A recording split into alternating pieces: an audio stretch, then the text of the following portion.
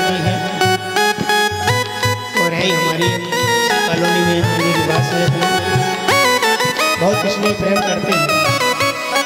मैं उनको व्यासपीठ से प्रणाम करता हूँ, धन्यवाद करता हूँ। इसे बिने बीते कोई कैसे बिने बीते कोई अकल बता।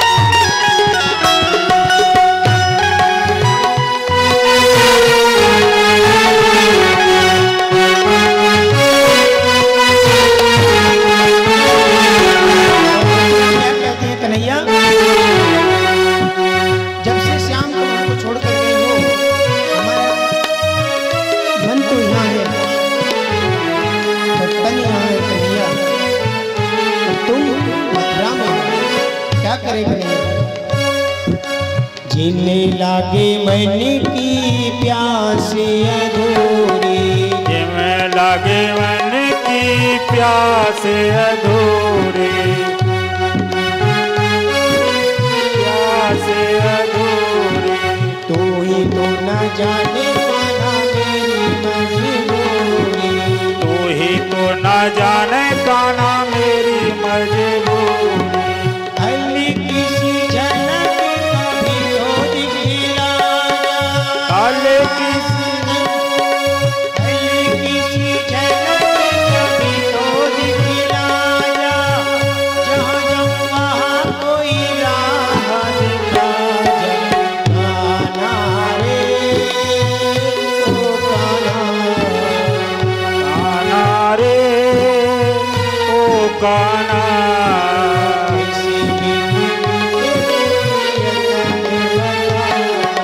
कैसे दिन बीते कोई अकल बता।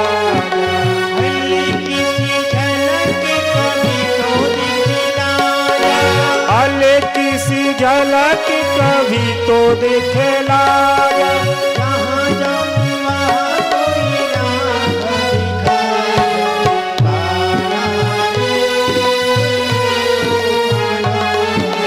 कान्हा रे ओ कान्हा।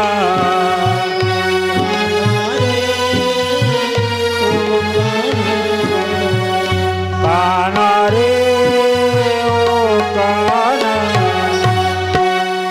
देखिए कन्हैया जो मथुरा में है, कन्हैया गोपी कह रही है कैसे बिन बीते कोई यतन बता जा। कन्हैया और रो रहे हैं, कन्हैया को याद कर रहे हैं। वो यहाँ जब कंस का वध हुआ,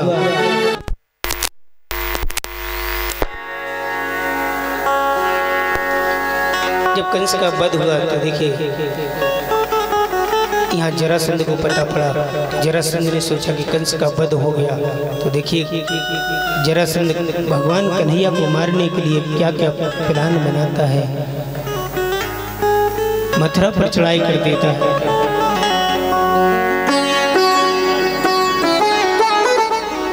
आज जैसे ही कन्हैया को मारने के लिए और बलराम के लिए जरासंध तैयार होता है अपनी सेना को,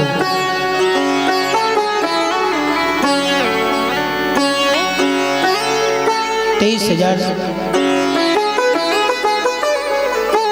यक्षुणी सेना को जब तैयार किया कन्हैया के लिए मारने के लिए, भगवान यहाँ अपनी मैया के साथ में इसी मथुरा पर चढ़ाई करते हैं।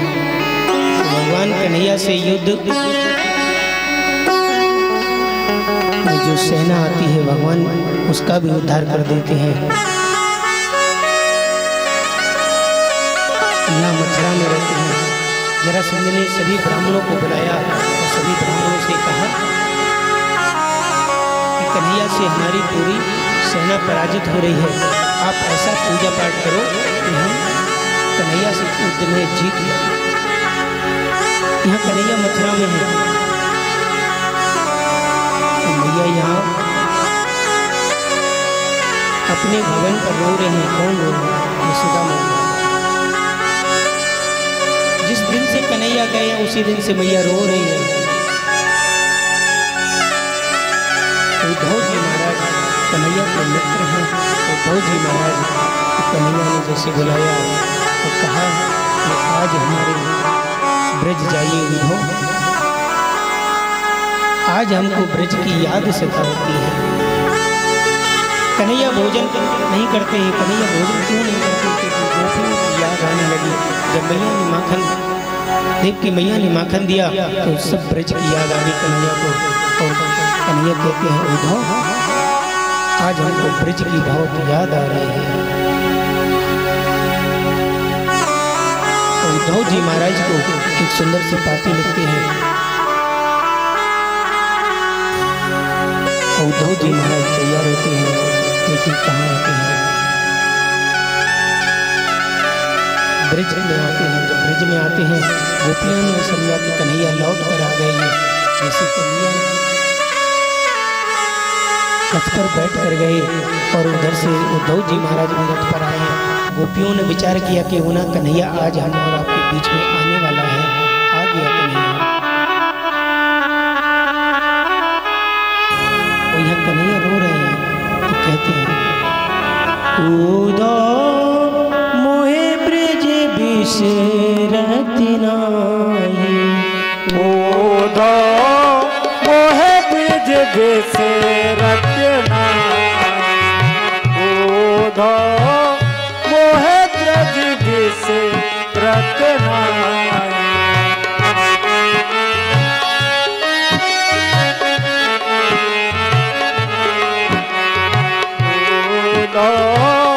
मोहे ब्रज बिसरत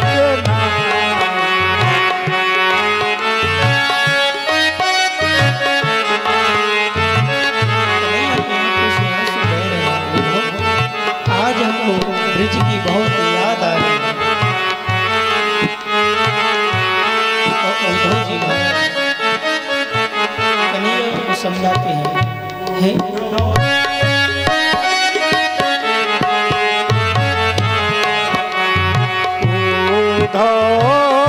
मोहे ब्रज बिसरत नाही,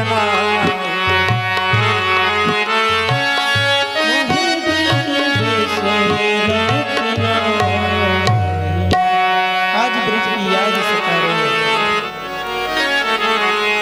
जैसे उद्धव जी महाराज ब्रज में आ गए, गोपियों ने देखा कन्हैया आ गए। उद्धव को देखकर गोपियों ने कहा अरे तुम कौन हो? उद्धव जी महाराज कहते हैं हम कन्हैया के मित्र हैं, कन्हैया ने हमको भेजा है। अरे हमारा कन्हैया क्यों नहीं आया? कन्हैया तो आज मथुरा में है। तो देखिए कन्हैया को मारने के लिए जरासंध कितनी पूजा पाठ करवाता है, क्यों करवाता है? कन्हैया से युद्ध में जीतना है। कन्हैया और बलराम ने गुरुकुल में शिक्षा अध्ययन भी करी। जब गुरुकुल में शिक्षा अध्ययन करी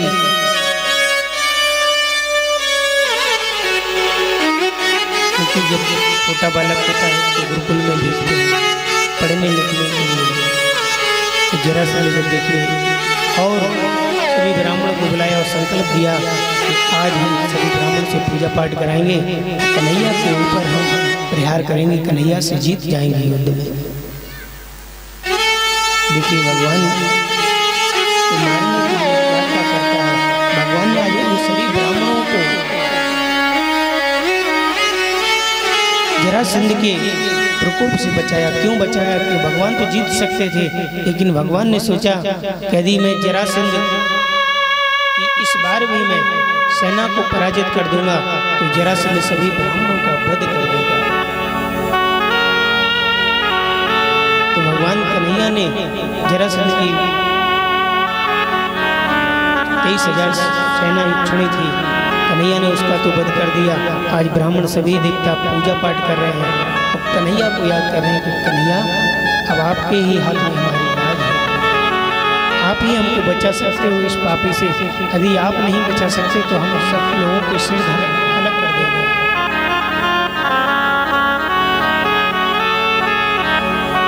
आज जैसे ही मथुरा पर दूसरी बार कन्हैया के मारने के लिए जरासंध ने सेना तैयार की। और जब सेना पहुंचती है तो देखिए जरासंध मथुरा पर चढ़ाई करता है। तो कन्हैया युद्ध करने की जगह कन्हैया देखिए कहाँ से मथुरा से भाग। कन्हैया मथुरा से क्यों भागे, रण में से क्यों भागे? कन्हैया का एक नाम रण छोड़ भी पड़ा। कन्हैया ने रण को इसलिए छोड़ा कि हम यदि इससे युद्ध करेंगे तो ये युद्ध में मारा जाएगा, इसकी पूरी सेना मारी जाएगी और ब्राह्मणों का वध हो जाएगा। कन्हैया उस रण को छोड़कर भागते हैं। जब रण को छोड़कर कन्हैया भागते हैं एक कालियावन की नाम की गुफा, उसमें एक कालियावन रहता है और कन्हैया वहां से भागते हैं और पीछे पीछे जरासंध भाग रहा है और जरासंध कन्हैया के पीछे दौड़ रहा है। कहता है कि कन्हैया हम तुमको छोड़ेंगे नहीं। और कन्हैया हंसते हंसते जा रहे हैं और देखते हैं, लौट कर देखते हैं आज उसी तरह और बलराम कन्हैया दोनों जा रहे हैं। भगवान बताते हैं युद्ध में से भगवान क्यों भागे। भगवान एक इशारा भी करते हैं, यदि आप अकेले हो युद्ध में, कहीं युद्ध हो रहा है और आप अकेले हैं और यदि वो 4 व्यक्ति हैं तो उस युद्ध को छोड़कर भागो, क्योंकि 4 व्यक्ति से आप जीत नहीं सकते हो कभी। आपने देखा वृंदावन में जाते हो तो बंदर है बहुत। वृंदावन में बंदर देखिएगा। वृंदावन में यदि एक बंदर हो और 2-4 बंदर हों दूसरी जगह और एक बंदर पे 2-4 बंदर दौड़ लगा दे तो बंदर वह भाग जाता है। भाग क्यों जाता है? क्योंकि ये 4 हैं और हम अकेले हैं।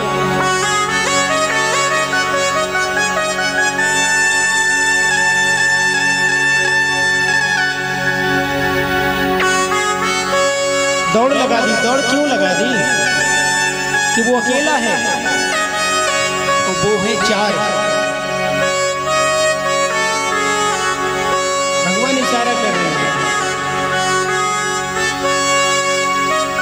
वही बंदर दौड़ लगा के फिर अपने ग्रुप के और बंदरों को लेकर आता है, फिर युद्ध करता है उन बंदरों से। अकेला युद्ध कभी नहीं लड़ना चाहिए, भाग जाना चाहिए। उसमें आपकी बेइज्जती नहीं, उसमें आपके प्राण बच जाएंगे। और यदि आप सोचोगे कि हम नहीं भागेंगे, आप वीर बनोगे, वहाँ बलशाली बनोगे तो मारे जाओगे, क्योंकि वो 4 हैं और आप अकेले हैं। तो भगवान इसलिए भागे। भगवान तो वध कर सकते थे, लेकिन भगवान ने सोचा कि सभी ब्राह्मणों का वध हो जाएगा, तो भगवान ने ब्राह्मणों को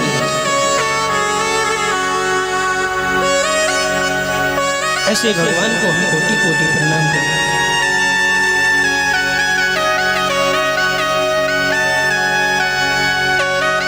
जब भगवान सबके संकट को हल लेते हैं, भगवान के पास आप श्रद्धा भाव से जाएंगे तो भगवान आपके ऊपर कृपा करेंगे। श्रद्धा नहीं है, विश्वास नहीं है, आप चले जाए। ये भक्ति रूपी जो छत्र छाया करे बैठे हैं, ये भगवान की भक्ति का ही तो है। श्रद्धा ये है, श्रद्धा के माध्यम से हम और आप लोग ये कथा सुन रहे हैं। श्रद्धा यदि आपके हृदय में नहीं है तो कुछ भी नहीं है। आज भगवान वहां से चलते हैं, देखिए, और कालियावन के यहाँ पर कन्हैया उस गुफा में प्रवेश करते हैं। और गुफा में जब प्रवेश करते हैं तो वहाँ कालियावन लेटा है और भगवान ने अपना पीला पीताम्बर उसके ऊपर लेटा दिया। और कालियावन को आशीर्वाद था कि जो हमको सोते हुए जलाएगा और वो जलकर भस्म हो जाएगा। आज भगवान ने ऐसा ही किया, उस कालियावन के ऊपर अपना पीताम्बर डाल दिया। और पीताम्बर डालने से देखिए जरासंध कहता, अरे रण छोड़ इधर छुप गया। आज कन्हैया ने जैसे पीताम्बर को डाला और जरासंध ने उसको देखा। जरासंध ने कालियावन में देखी। कालियावन कौन थे? एक संत महात्मा थे।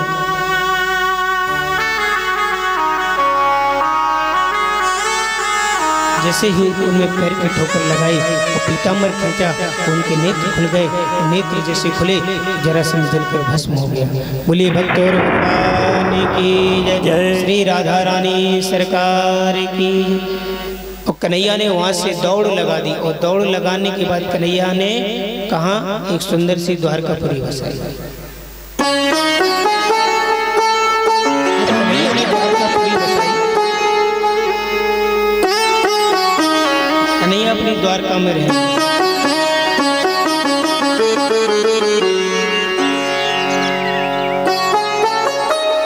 कन्हैया और बलराम द्वारका में रह रहे। द्वारका में जब कन्हैया रहते हैं, कन्हैया और बड़े हुए। कन्हैया 14 वर्ष के कन्हैया हो गए तो बलराम भैया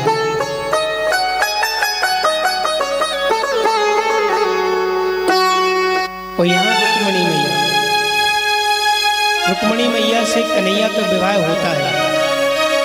अच्छा, विवाह के लिए को बैठो जो बताओ पहले। सब लोग बैठे विवाह। देखो भगवान के विवाह में यदि आप आए हैं तो श्रद्धा और विश्वास से यदि आप बैठे हैं तो भगवान आपके पुत्र का विवाह बहुत जल्दी करवा देंगे। बहू मंगाने का बंधन के माने तो साथ ऐसे ही डरा रहेंगे।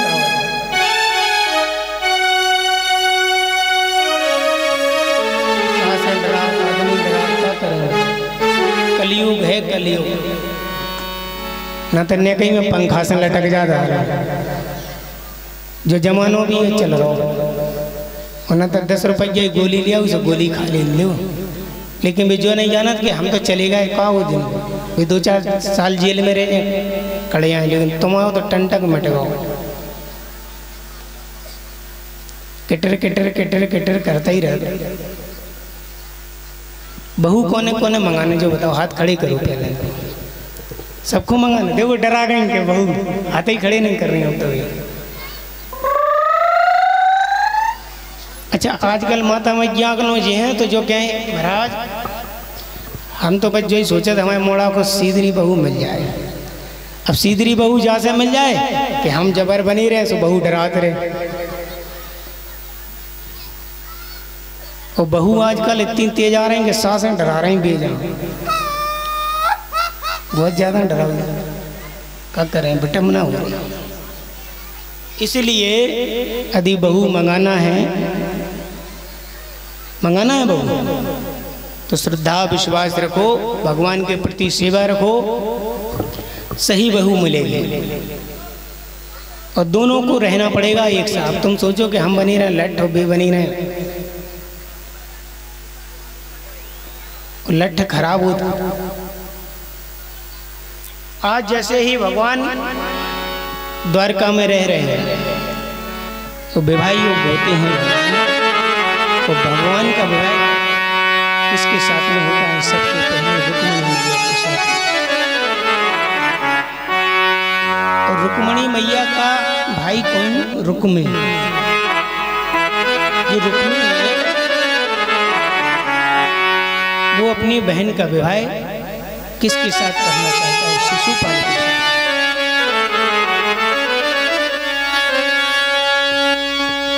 शिशुपाल के साथ विवाह तय करना चाहता है। भगवान विवाह योग होते हैं।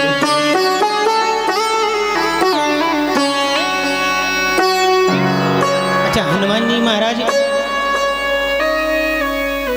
जब भक्तों के ऊपर कृपा करते हैं, पहले तो कृपा करते नहीं हो, कृपा जब करते हैं तो ऐसी करते हैं तो उस मनुष्य का उद्धार होता है। उद्धार क्यों हो जाता है? क्योंकि भगवान कहते हैं कि जो हमारे भक्त के पैर पकड़ेगा हम उसका उद्धार कर देंगे। तुम उपकार सुग्रीव कीना, उपकार सुग्रीव कीना, उपकार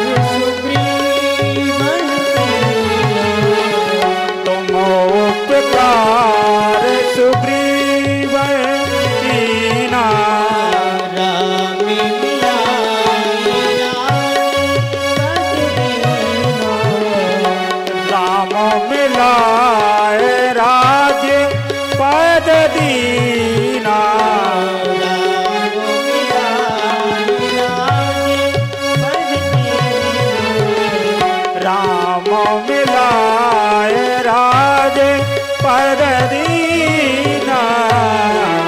प्रभु उपकार सुग्रीव है कीना, प्रभु ऐसा उपकार कर दो हमारे पास, ऐसा उपकार दे दो कि जिससे हमारा उद्धार हो जाए।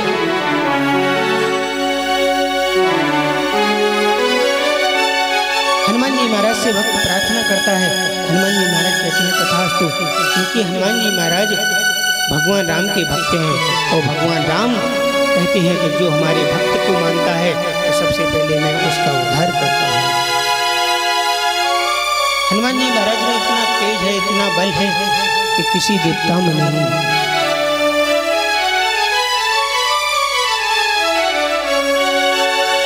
दुर्गम काज जगति के जेते, दुर्गम काज जगति के जेते, दुर्गम काज जगत के जेते, सुगम अनुग्रह तुम्हें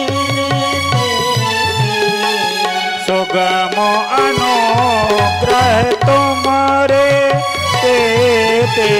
हनुमान जी महाराज ऐसे हैं सुगम,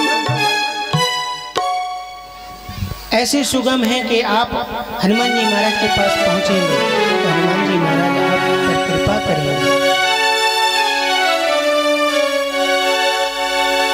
हनुमान जी महाराज का चारों युग में प्रताप है। हनुमान जी महाराज अष्ट सिद्ध नव निधि के दाता हैं।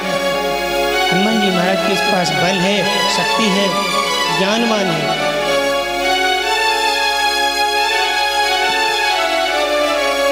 जो यही पढ़े हनुमान चालीसा, यह पढ़े हनुमान चालीसा, जो यही पढ़े हनुमान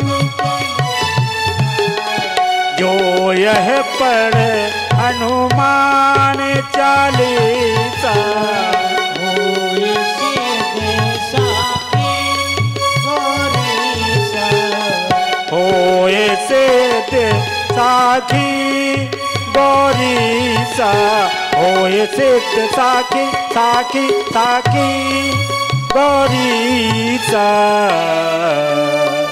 होय सिद्ध, जो भी व्यक्ति पढ़ना चाहे हनुमान चालीसा पढ़ सकता है। होय सिद्ध साके गौरीसा, सिद्ध हो जाता है वह व्यक्ति। हनुमान जी महाराज का भजन करने से वह व्यक्ति सिद्ध हो जाता है। ऐसे अनंत बलवंत श्री हनुमान जी महाराज हम और आपके ऊपर कृपा करते हैं। तो देखिए जो शिशुपाल है उसके साथ में रुक्मिणी मैया का विवाह तय होता है।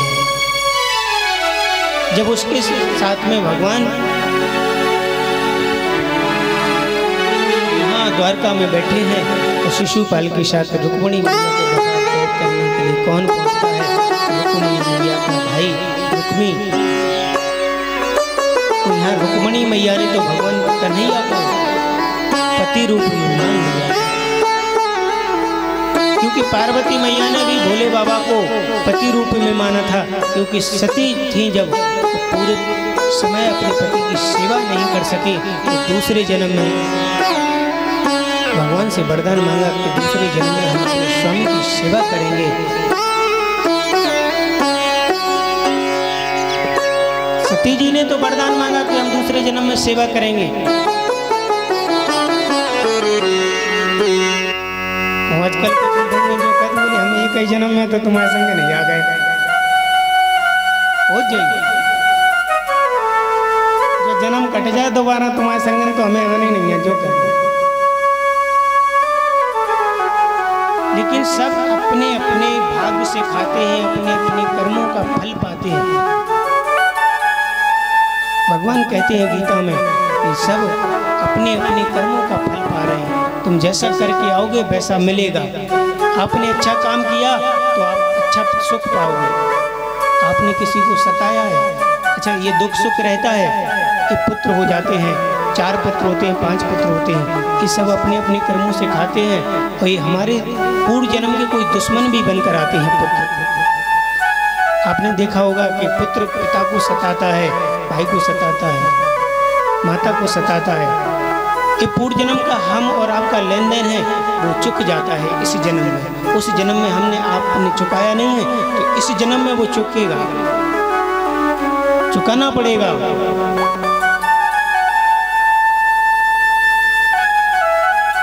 आज पार्वती मैया कहती हैं कि प्रभु हमने आपको उसी जन्म में पति रूप में मान लिया था, तो इस जन्म में हम आपकी पूरी सेवा करना चाहते हैं।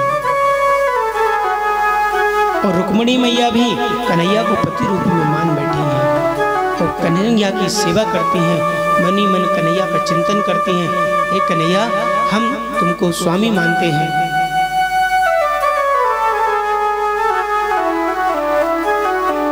आज शिशुपाल तो बहुत प्रसन्न हो रहा है। क्यों हो रहा है प्रसन्न? कि हमारा विवाह होने जा रहा है। किसके साथ में? रुक्मिणी मैया के साथ। आज कन्हैया की देखिए, यहाँ विवाह की सभी तैयारी हो रही है और रुक्मिणी मैया की तैयारी हो रही है और शिशुपाल की भी तैयारी हो रही है। रुक्मिणी मैया ने एक सुंदर सा पत्र लिखा। उस पत्र में लिखा, हे कन्हैया, हम सिर्फ आपको ही पति रूप में मानते हैं। आप ही हमारे जगत स्वामी हैं, आप ही हमारे स्वामी जीवन भर रहेंगे। और हमारा भाई विवाह कहाँ करना चाहता है? शिशुपाल के साथ में। कन्हैया, इस बात को आप समझ लेना, कैसे होगा ये विवाह। आज रुक्मिणी मैया के पास में जैसे उसका भाई आता है, वह कहता है, बहन, मैंने तुम्हारा विवाह तय कर दिया। आइए, कुछ दानदाताओं का दान आ गया है, दान सुनिए। राधे राधे, राधे राधे, राधे राधे।